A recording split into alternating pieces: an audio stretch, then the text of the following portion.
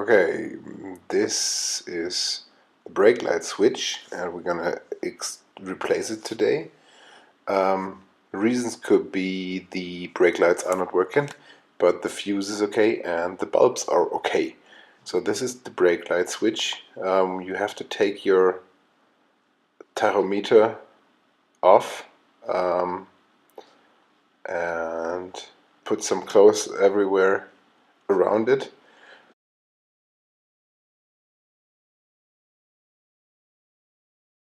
You can open or you can loosen the brake light switch with a 22 wrench.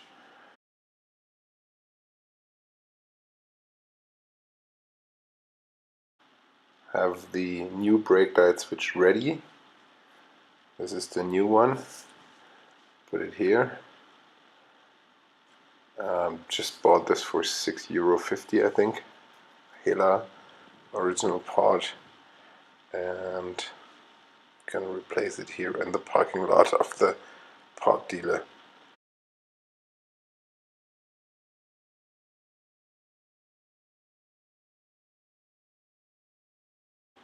I recommend first loosen it a little bit just to see whether you can move it at all, and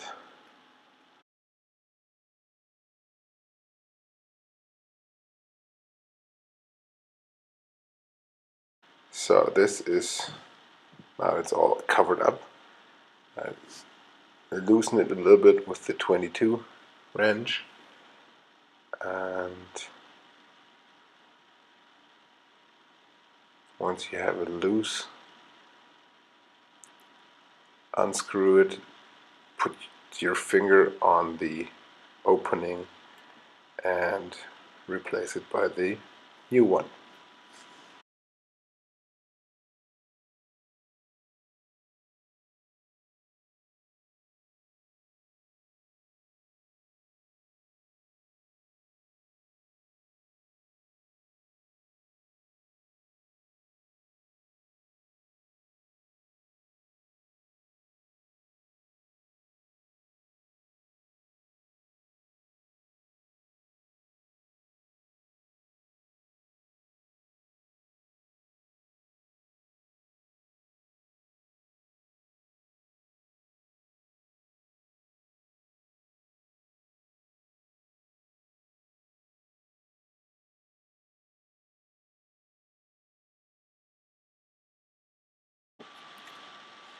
So almost done. Now tighten it, and don't forget, a little tighter than tight is broken, so don't pull it too tight.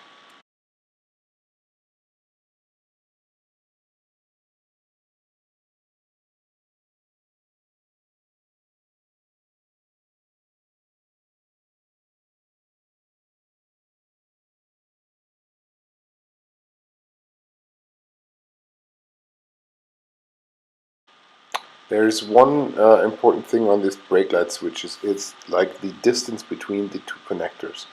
This is the original pretty small and the new one pretty wide.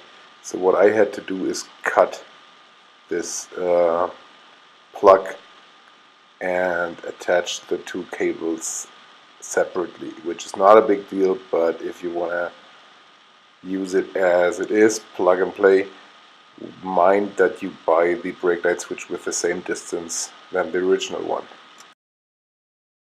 Now the final check, you won't see it that long because my camera pal didn't really know which light to film. Okay, and in this last part we show you how to mount the instrument panel again.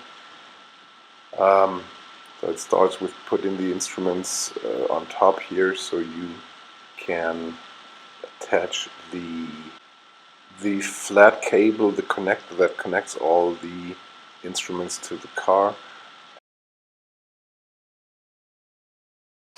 Before next step, you want to make sure that all the switches or control lights that go on the left and right hand side are in the right position.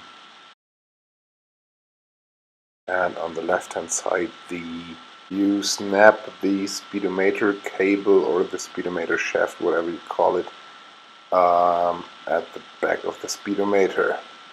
This really has to snap in.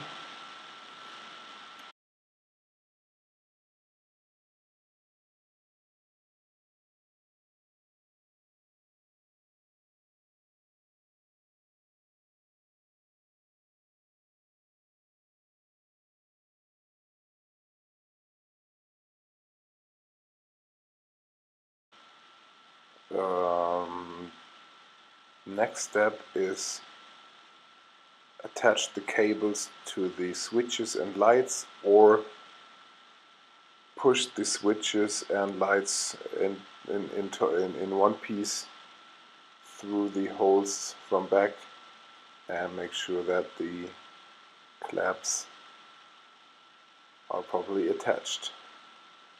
That's left hand side. Same on the right hand side. I have the fog light, the controller of the trailer, and the hazard flash switch.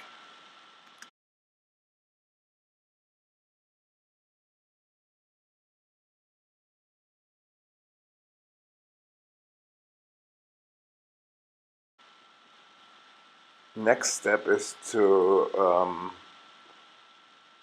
tighten or screw those 4 screws at the top and bottom corners.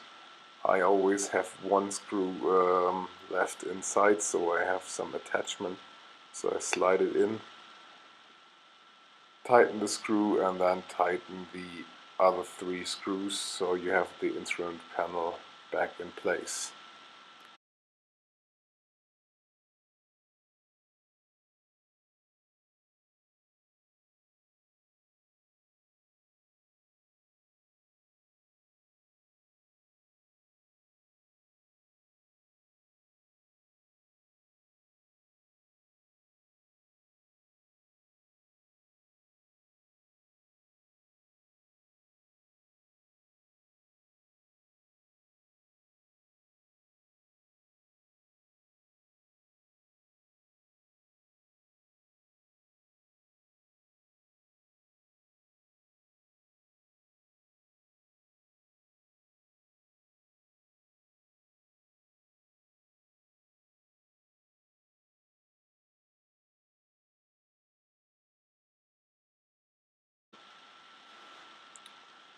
Number 4.